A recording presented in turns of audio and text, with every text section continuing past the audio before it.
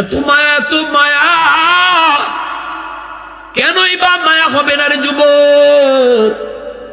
কারণ এই যায়েদ শিশুকালে হারাইছেন, মার কাছ থেকে বাবার কাছ থেকে ডাকাতের দল অপহরণ করে যায়েদকে নিয়ে গেল মক্কার উকাদ নামক বাজারের মধ্যে। যায়েদকে উঠাইলো বিক্রি করার জন্য। আম্মাদান খাদিজাতুল কুবরা রাদিয়াল্লাহু তাআলা আনহা, ইনি যায়েদকে তিনি কিনে নিলেন। কিনা তিনি নবীর সাথে বিয়ের পর আল্লাহর নবীকে তিনি হাদিয়া দিয়ে দিলেন। মক্কার মানুষেরা জানতো যায়েদ হলো নবীর গোলাম, আল্লাহর নবীর গোলাম, কারণ যায়েদ তখনও গোলাম। এই অবস্থায় ঈদকে ইয়ামিন তার মা তার বাবা সন্তান হারানোর পর পাগল হয়ে গেছে, রাস্তায় রাস্তায় শুধু ঘুরে। মা শুধু যায়েদ যায়েদ কয়ে কয়ে রাস্তায় ঘুরে, কিন্তু কেউ জানে না যায়েদ যে মক্কায় আমার নবীর ঘরে যায়েদ গোলাম। এটা তার মা জানে না, তার বাবা জানে না, ইয়ামেনের কেউ জানে না। এইদিকে ইয়ামেনের কিছু মানুষ মক্কায় আসলো, আল্লাহ নবীর কাছে যায়েদকে দেখে ওরা চিনে ফেললো। তখন তো যায়েদ আর ছোট না, 10 বছর হয়ে গেছে মায়ার নবীর সাথে। আল্লাহু আকবার। এরপর ইয়ামেনের মানুষ যায়েদকে দেখে তারা চিনে ফেললো।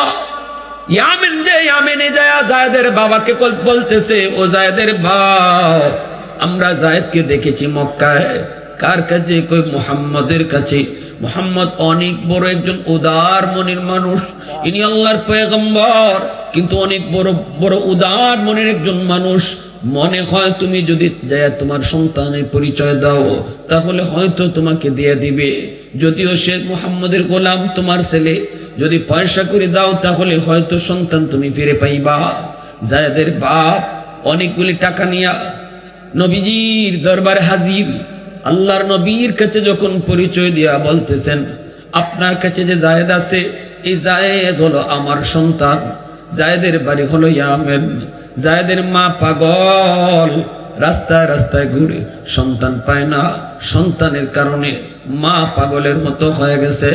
যদি আপনি ছেলেটাকে আমার কাছে দিয়ে দিতেন, যা টাকা লাগে, যা পয়সা লাগে, বদলা যা চাইবেন আমি তাই দিব। আল্লাহর নবী রহমতের নবী বলেন, যায়েদের বাপ একটু অপেক্ষা করো, আমি যায়েদকে ডাক দিই। নবীজি ডাক দিলেন। পাশের রুম থেকে যায়েদ আসলেন। আসলে পরে নবী কই, যায়েদ দেখো তো ওনারে চিনোনি? বাবার দিকে তাকাইয়া যায়েদ চিনে ফেলেছেন, ইনি আমার হারানো বাবা। হারানো বাবা, বাবাও চিনে ফেলেছে এই সন্তান আমার হারানো যায়েদ। আল্লাহু আকবার। দৌড় দিয়া বাবার বুকে জড়ায় ধরল। বাপ ছেলের এক মিলন। হারানো সন্তান বাবায় যখন ফিরে পায় তখন জানে ওই বাবার আনন্দ কি পরিমাণ। কোলে নিয়ে বুকে নিয়ে চুমু খায়, ছেলেও বাবাকে বুকে জড়ায় কান্দে। আল্লাহর নবী দৃশ্য দেখে নবীর চোখ দিয়ে দর দর করে পানি পড়ে। নবী গো মালিক, আমার যায়েদ তো আব্বাকে ডাক দিতে পারছে, কিন্তু আমি নবী তো জীবনে আব্বা ডাক দিতে পারি নাই। জন্মের আগেই নবী বাবা হারাইছেন। আব্বু ডাকের ভিতরে কত মজা আমার নবী তা জানেন না রে যুবক। এজন্য বাবা ছেলের বাবা ছেলের মধুর কোনো মুহূর্ত নবীজি দেখলেই চোখ দিয়ে পানি পড়তো, নবীজি কাঁদতেন। আজ যদি আমার আব্বা দুনিয়া থাকতো, আমাকেও তো এইভাবে বাবা মায়া করতো, আদর করতো। কারণ সন্তান যত বড়ই হোক না কেন, বাপ মার কাছে কোনো দিন সন্তান বড় হয় না। আল্লাহ নবী এবার কই, যায়েদ তোমার আব্বা এসেছে তোমাকে নিয়ে যাওয়ার জন্য। যায়েদ আমি কোনো বদলা নিব না, আমি কোনো বিনিময় নিব না। তুমি যদি তোমার আব্বার সাথে তোমার আম্মার কাছে যেতে চাও যেতে পারো, নির্দ্বিধায় যেতে পারো। আমি নবী তোমাকে অনুমতি দিলাম, তুমি চলে যাও। তোমার আম্মা অসুস্থ হয়ে পড়েছেন, বিছানায় পড়ে পড়ে শুধু যায়েদ যায়েদ করে কান্দে। যাও যায়েদ, তুমি যদি যেতে চাও আমি রাসূল তোমাকে দিয়ে দেব। কিন্তু আর যদি যেতে না চাও, আমি নবীর কাছে তুমি থাকতে চাও, আমি সারা জীবন তোমাকে বুকে আগলায়া রাখবো। এই দুইটা অপশন যখন মায়ের নবী যায়েদকে দিলেন, জায়েদ তখনই মাথাটা নিচের দিকে দিয়ে দিছেন। এখন সিদ্ধান্ত দিবেন কি, বাপ মার কাছে যাবেন নাকি নবীর কাছে থাকবেন? এইদিকে বাবা তাকায় রয়েছে ছেলের দিকে, বাবার চোখ দিয়ে দর দর করে পানি পড়ে, ছেলেও তো কান্দে। একবার জায়েদ বাবার চেহারার দিকে তাকান, আর একবার রহমতের নবীর দিকে তাকান। একবার বাবার দিকে তাকান, আর একবার আমার আপনার রহমতের নবীর দিকে তাকান। এই অবস্থায় একটু পরে জায়েদ মাথার নিচের দিকে দিয়ে সিদ্ধান্ত শোনায় দেয়, নবী গো, আমি সিদ্ধান্ত নিয়েছি, যদিও আমি আমার হারানো মা পাইছি, বাবা পাইছি, তবুও আমি বাপ মার কাছে যেতে চাই না। আমি সারা জীবন আপনার কদমে জড়ায় থাকতে চাই। ওগো নবীজি, আমি আজকে 10 বছর আপনার খেদমতে বাবার আদর, মার আদর সব পাইছি। আমি যে মা হারা, বাবা হারা, এই কষ্টটা কখনো টের পাই না। অতএব আমি আপনার কাছেই বাকি জীবন থাকবো। এই কথা বলতেই জায়েদের বাপ দৌড় দিয়ে সেই জায়েদকে বুকে জড়ায় নিছে, আর বলতেছে, বাজান কইলি কি তুই, তোর মা না পাগল, মার কাছে বুঝে যাবি না? জায়েদ তখন চোখে কোনো কথা বলে না। তখনই বাবাই কয়ে, বুঝে গেছি বাজান, মুহাম্মাদুর রাসূলুল্লাহর কাছে তুমি কি পরিমাণ শান্তিতে আছো, কি পরিমাণ মায়ায় আছো, আমাকে আর বুঝে বলতে হবে না বাবা। ঠিক আছে, তুমি থাকো, নবীর কাছেই থাকো। আমরা মা বাবা মাঝে মাঝে তোমার কথা মনে পড়লে ইয়ামেন থেকে মক্কায় এসে তোমারে দেখে যাব। আমার রহমতের নবী, মায়ার নবী সাথে সাথে বুকে টান দিয়া জায়েদকে নিয়া ঘর থেকে দৌড় দিয়া বের হয়ে গেলেন। আল্লাহ নবীর মনের ভিতরে তামান্না ছিল জায়েদ যেন নবীর কাছেই থাকে। নবীজি দৌড় দিয়া এক দৌড়ে সাফা পাহাড়, মক্কার সাফা পাহাড়ের উপরে উইটা নবীজি এলান করে, মক্কার মানুষ, এতদিন পর্যন্ত তোমরা জানো জায়েদ হলো মুহাম্মদের গোলাম, কিন্তু যেই জায়েদ মা পাইয়া, বাবা পাইয়া বাপ মার কাছে গেল না, আমি নবীর কাছেই থেকে গেল। আজ থেকে তোমরা শুনে রাখো, জায়েদ মুহাম্মদের গোলাম নয়, আজ থেকে জায়েদ হলো মুহাম্মদের পুত্র। সেই জায়েদ ইবনে হারেসা তিনি যখন মুতার যুদ্ধে যাবেন, আল্লাহর নবীর কাছ থেকে বিদায় নিলেন। 10 বছরের একটা বালক ছিল জায়েদ ইবনে হারেসা, নাম হলো উসামা। উসামার কাছ থেকে বাবাই বিদায় নিতেছে, বাবা উসামা বিদায় দাও, জান্নাতে আল্লাহর তোমার আমার দেখা করাবে। বাজান আব্বু যাই, যুদ্ধে যাই, হয়তো এই যুদ্ধ থেকে বাবা ফিরত আসবো না। কোনোদিন যদি বাবার কথা মনে পড়ে, তাহলে শাম সিরিয়ার রাস্তার কোন এক কিনারে বাবার তুমি কবর পাইবা। যদি রাস্তার কিনারে বাবার কবর পাও, বাবার কবরটা পাইলে একটু সালাম দিও। আল্লাহু আকবার, জোরে কও। এই বইলা উসামার চুকির পানি মুইসা জায়েদ যুদ্ধের ময়দানে রণাঙ্গনে তিনি রওনা দিয়ে দিলেন। এইদিকে জাফর ইবনে আবি তালিব ইনি গেলেন বিদায় আনার জন্য। ঘরের ভিতরে যেয়ে দেখেন বিবি সাহেব কোরআন তেলাওয়াত করতেছে, আর 2টা অবুজ বাচ্চা মার পাশে বসে বসে কোরআন তেলাওয়াত শুনতেছে। জাফর ইবনে আবি তালিব ঘরের ভিতরে রইকা সালাম দিয়া বলতেছে, বিবি গো, অল্প সময়ের জন্য একটু কোরআন তেলাওয়াত তুমি বন্ধ করো। বিবি কোরআন তেলাওয়াত বন্ধ করলে পরে জাফর বলতেছে, বিবি একটু অনুমতি দাও, আমার নবী আজকের যুদ্ধে আমাকে 2য় সেনাপতি ঘোষণা করেছেন, আমি এখনই যুদ্ধে যাব, বিদায় দাও, বিদায় দাও। এই কথা বলতেই বিবি সাহেব কই, স্বামী গো, আমি একটু মুনাজাত করি, আপনি আমার সাথে আমিন বললেন। কারণ আমি আমার নবীর জবানে শুনেছি, যুদ্ধে যাবার আগে যদি মুনাজাত করা হয়, এই মুনাজাত আল্লাহর দরবারে কবুল হয়। 2টা অবুজ বাচ্চা মার সাথে বাবার সাথে হাত উঠায় দিল। মা বাবা ঘরের ভিতরে যা আমল করে, সন্তানেও সেই আমল শিখে। মা যদি ঘরে নামাজ পড়ে, সন্তান নামাজি হয়। বাবা যদি ঘরে নামাজ পড়ে, সন্তান নামাজি হয়। মা যদি ঘরের ভিতরে পর্দা করে, সন্তান শিশুকাল থেকে পর্দা শিখে যায়। এ যুবক, মা বাবার সাথে 2টা অবুঝ বাচ্চা হাত উঠায় দিল। এইবার মায় দোয়া করে আর বাবায় আমিন কয়, সাথে সাথে 2টা বাচ্চা আমিন কয়, আর কয়, মালিক এই যুদ্ধে তুমি মুসলমানদেরকে বিজয় দিও। আল্লাহু আকবার। জাফর ইবনে আবি তালিব কয় আমিন। দ্বিতীয় দোয়াটা করছে, আল্লাহ এই যুদ্ধে তুমি মুসলমানদের শক্তি সাহস তুমি বাড়ায় দিও। জাফর কয় আমিন। তৃতীয় দোয়াটা বিবি করতেছে, আল্লাহ আমার দুইটা অবুঝ বাচ্চা এখনো বুঝে না, আল্লাহ আমার স্বামীরে তুমি জীবিত গাজী বানায় ফেরত দিও।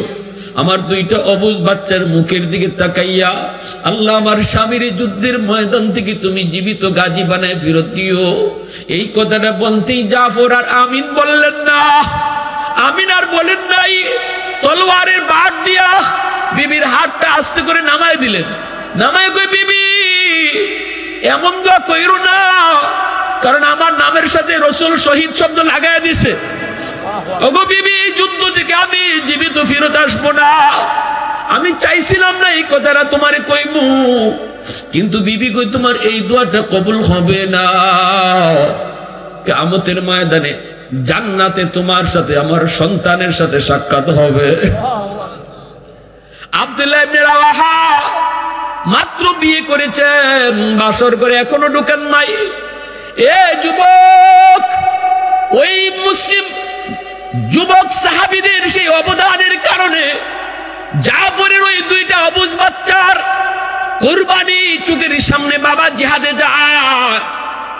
এই কুরবানির কারণে আজ পর্যন্ত আমরা ইসলাম পাইছি। ঠিক কি জোরে খাও? আজও পর্যন্ত জমিনে ইসলাম টিকে আছে যুবকদের অবদানের কারণে। আব্দুল্লাহ ইবনে রাওয়াহা মাত্র তিনি বিয়ে করেছেন, এখনো বাসর ঘরে ঢুকেন নাই, বিবিরে দেখেন নাই। ওই অবস্থায় খবর গেছে নবী তোমারে মদিনার মসজিদে ডাকে। বিবির চেহারা আর দেখেন নাই। এই কথা কন্যা একবার বউরে দেখতে যায়, নতুন বউর চেহারাটা দেখি। গেলেন সোজা মদিনা, মসজিদে ঢুকতেই শুনতেছেন নবী কয়, আমার আব্দুল্লাহ আজকের যুদ্ধের তৃতীয় সেনাপতি। এরপরে শুনতেছেন নবী কয়, আমার আব্দুল্লাহ যদি শহীদ হয়ে যায় সেনাপতি হবে চতুর্থ একজন। আব্দুল্লাহ বুঝে গেছে এই যুদ্ধই তার জীবনের শেষ যুদ্ধ। নতুন বিয়ে করেছি, বিবির চেহারা দেখা হয় না। আল্লাহর নবী কয়, আব্দুল্লাহ যাও, নতুন বউয়ের কাছ থেকে বিদায় নিয়ে আসো। যুদ্ধের পোশাক পইরা ঘোড়ার পিঠে সওয়ার হইয়া বাড়ির সামনে দরজার পাশে গিয়া ঘোড়া থেকে নামেন না। ডাক দিয়া কই, বিবি ও বিবি, তোমার সাথে মাত্র আমার আগ্ধ হয়েছে, বিয়ে হয়েছে, তোমাকে দেখি না, তুমিও আমাকে দেখো না। বিবি গো, ও বিবি, তোমার হক আমি আদায় করতে পারি নাই, মাফ করে দিও। আজকের যুদ্ধে তোমার স্বামী হলো 3 নম্বর সেনাপতি। এই যুদ্ধ থেকে হয়তো আমি আর ফেরত আসবো না, কারণ আমার রাসূল আমার নামের সাথে শহীদ শব্দ লাগাই দিছে। বিবি আমাকে তুমি মাফ করে দিও। এই কথা বলতেই ভিতর থেকে বিবি আওয়াজ দেয়া কই, স্বামী একটা বারের জন্য শুধু ভিতরে ঢুকো, আমি তোমার চেহারাটা একটু দেখবো। কিয়ামতের মাঠে যেন আমার স্বামীর চিনতে পারি, কিয়ামতের মাঠে যেন আমার স্বামীর চিনতে পারি। একটা বার শুধু চেহারাটা দেখবো গো স্বামী। আব্দুল্লাহ ইবনে রাওয়াহা কয়, না গো বিবি না, শুনেছি তুমি অনেক সুন্দরী, যদি তোমার মায়াবী চেহারাটা এখন আমি দেখি, যুদ্ধের ময়দানে তোমার চেহারা আমার মনে পড়লে যুদ্ধ করতে অসুবিধা হবে। না গো বিবি, আমি তোমার দেখতে পারলাম না। জান্নাতে তোমার আমার পরিচয় আমার আল্লাহ করে দিব, কারণ আমি আমার বিবি সন্তান তামাম দুনিয়ার সব কিছুর চেয়ে আমার আল্লাহ এবং রসুলকে বেশি ভালোবাসি। যুদ্ধের ময়দানে কোনো ব্যাঘাত হোক এটা আমি চাই না, আমি পারবো না, বিবি মাফ করে দিও। এই বইলে আব্দুল্লাহ ইবনে রাওয়াহা মুতার যুদ্ধের 3য় সেনাপতি, বীরাঙ্গনার বেশি বীরের বেশি রণাঙ্গনে রওনা দিয়ে দিলেন। আল্লাহ নবী, রহমতের নবী, মায়ার নবী, মদিনার মসজিদে তাইকে নবীজি যুদ্ধের হালচাল দেখেন। নবীজি বলতেছেন, হায় হায়, সেনাপতি আমার প্রথম সেনাপতি যায়েদ শহীদ হয়ে গেল, দ্বিতীয় সেনাপতি জাফর ইবনে আবি তালিব ইসলামের পতাকা উঠাইছে, আমার জাফর দুশমনদেরকে কচুকাটা করতেছে। আল্লাহু আকবার। মুতার যুদ্ধের চিত্রটা নবীর চোখের সামনে টিভির পর্দার মতো আল্লাহ পাক জিব্রাইলের মারফতে তুলে ধরছেন। নবীজি মদিনার মসজিদে বৈশা বৈশা যুদ্ধ দেখতেছেন। নবী দেখেন দ্বিতীয় সেনাপতি জাফর ইসলামের পতাকা হাতে নিয়ে যুদ্ধ চালাইছে, অসংখ্য দুশমনকে জাহান্নামে পাঠাইয়া জাফরের ডান হাত বেঈমানরা কেটে ফেলছে, বাম হাতও কেটে ফেলেছে। নবী মদিনায় যারা অসুস্থ সাহাবী, আহত সাহাবী, বয়স্ক সাহাবী, এদেরকে নিয়ে নবী বলতেছে আমার জাফরের দুটা হাত বেঈমানরা কেটে ফেলেছে। নবীজির চোখ থেকে যখন পানি পড়ে তখনই আল্লাহ জিব্রাইলকে পাঠিয়ে দিয়েছে, বন্ধু কান্দো কেন? রাসূলকে আমার জাফরের দুইটা অবুঝ বাচ্চার কথা মনে পড়ে কাঁদতেছে। আল্লাহর পাক রব্বুল আলামিন কয় দোস্ত কান্দো না, যেই জাফর দুইটা হাত দ্বীনের জন্য দিয়ে দিছে আমি আল্লাহ জান্নাতে তারে দুইটা পাখা লাগায় দিব। এই দুই হাতের বদলে দুইটা পাখা দুই দিকে লাগায় দিব, সে এই পাখা দিয়ে জান্নাতের যে কোনো জায়গায় উড়ে বেড়াবে। সেই দিন থেকে জাফরের উপাধি হয়েছে জাফরে তৈয়ার, উড়ন্ত জাফর। আল্লাহ নবী বলেন আমার জাফরের কাছ থেকে দেহটাও মাটিতে পড়ে গেল, জাফর শহীদ হয়ে গেছে, কিন্তু ইসলামের পতাকা কামড় থেকে ছাড়ে না, ইসলামের পতাকা কামড় দিয়ে ধরে রাখছে। তৃতীয় সেনাপতি আব্দুল্লাহ ইবনে রাওয়াহা ওই পতাকা ধরে টানে, কিন্তু জাফর কামড় ছাড়েন না। আল্লাহ নবীর সাহাবী আব্দুল্লাহ ইবনে রাওয়াহা ডাক দেয়া কই জাফর আমি আব্দুল্লাহ তোমার কাছ থেকে পতাকা নিতেছি, যারে রাসূল তোমার পুরো সেনাপতি ঘোষণা করেছে। এই কথা কোয়ার পর এই মরা দেহটা এই কামড় ছাইরা দিয়েছে। আল্লাহু আকবার, জোরে খাও। আব্দুল্লাহ ইবনে রাওয়াহার হাতে ইসলামের পতাকা, ইনিও যুদ্ধ করে করে শহীদ হয়ে গেলেন। এরপরে আল্লাহ রাসূল কয় এইবার চতুর্থ সেনাপতি মুসলমানরা বানাইছে খালিদ বিন ওয়ালিদ রাদিয়াল্লাহু তাআলা আনহুকে। সেই খালিদ বিন ওয়ালিদ যার হাতেই রাসূল বলেছিলেন মুতার যুদ্ধের বিজয় আসবে, খালিদ বিন ওয়ালিদ রাদিয়াল্লাহু তাআলা আনহু ইসলামের পতাকা হাতে নিয়ে যুদ্ধ চালিয়ে দিলেন। বুখারী শরীফ জিলদে সানি কিতাবুল মাগাজি ইমাম বুখারী রাহমাতুল্লাহ আলাইহি বলেন এই মুতার যুদ্ধে খালিদ বিন ওয়ালিদের হাতে 9টা তলোয়ার ভাঙছে। খালিদ বিন ওয়ালিদ বলেন আমি এক একটা তলোয়ার ঘুরানি দিই, আমার একবার ঘুরানিতে শত শত দুশমনের কল্লা জমিনে পড়ে। খালিদ বিন ওয়ালিদের তলোয়ারটারে আল্লাহ পাক 100-150 হাত লম্বা বানায় দিয়েছেন। খালিদ বিন ওয়ালিদের হাতে 9টা তলোয়ার ভাঙছে মুতার যুদ্ধে, ঐতিহাসিক বিজয় ছিনিয়ে আনলেন। আল্লাহ পাক রব্বুল আলামিন ইসলামের ইতিহাসে নজির রাখলেন। এর অর্থ হলো 2 লক্ষ দুশমনের মোকাবেলায় মাত্র 3 থেকে 4 হাজার মুজাহিদদের বিজয়। ইসলামের ইতিহাসে আল্লাহ পাক আবারও মুসলমান আমাদেরকে আল্লাহ জানাইলেন কিয়ামত পর্যন্ত মুসলমান যুদ্ধ করবা দুশমনের সাথে, এদের সৈন্য কেমন, অস্ত্র কেমন দেখবা না, শুধু একটাই দেখবা আমি আল্লাহ তোমার উপর খুশি আছি কিনা। আমি আল্লাহ যদি তোমার উপর খুশি থাকি, আমি যদি তোমার সাথে থাকি, America super power, Russia super power, চীন সুপার পাওয়ার, সমস্ত সুপার পাওয়ার তোমার সামনে পানি খাবে। আল্লাহু আকবার। তাহলে সাথে রাখবো কারে? একটু জোরে কও কারে? ঐতিহাসিক বিজয় আসলো এই যুবকদের অবদানের কারণে। কত শত শত ঘটনা ইসলাম এমন পড়ে আছে, আজও পর্যন্ত বাংলার সীমানা পর্যন্ত পেরিয়ে এসেছে ইসলাম। ওই সকল মুজাহিদদের কুরবানির কারণে 1.25 লক্ষ নবী, 1.25 লক্ষ সাহাবীও, নবীর সংখ্যার সাথে সাহাবীর সংখ্যার মিল, কিন্তু 1.25 লক্ষ সাহাবায়ে কেরামের ভিতরে 10,000 সাহাবীদের কবর মক্কা মদিনায় আছে, বাকি 1 লাখের উপর সাহাবীদের কবর পৃথিবীর বিভিন্ন দেশ দেশান্তরে ছড়ায় ছিটে আছে। শুধু ইসলামের জন্য তারা রওনা দিয়েছেন, জীবন দিয়েছেন, যুদ্ধ করেছেন, যেখানে শহীদ হয়েছেন সেখানে কবর হয়ে গেছে, আর বিবি বাচ্চার কাছে আসা হয় নাই। এমন 1 লক্ষর উপরে সাহাবায়ে কেরামের কবর তাদের নিজ দেশে হয় নাই, কারো আফ্রিকায়, কারো ইউরোপে, কারো চীনে, বিভিন্ন জায়গায়, কারো ভারতে, বিভিন্ন জায়গায় ছড়ায় ছিটে আছে।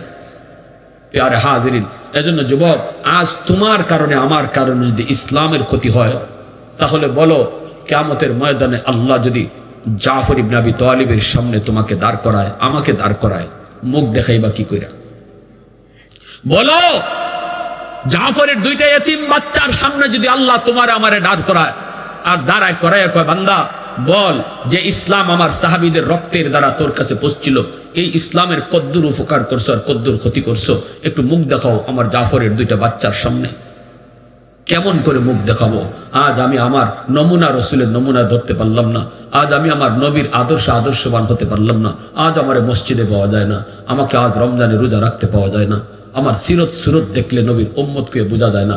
জবাব দিব কি সেই সকল সাহাবায়ে কেরামের সামনে? আল্লাহ আমাদেরকে এইটুকু বুঝ অন্তরে রাখবার তৌফিক দান করুন। পবিত্র রমজান মাস আসতেছে, 30টা রোজা পাক্কা ইরাদা কার কার রাখবার একটু হাত উঠে আল্লাহকে দেখা। আল্লাহ তুমি কবুল করো, সবাই বলেন আমিন, আরো জোরে কোন আমিন।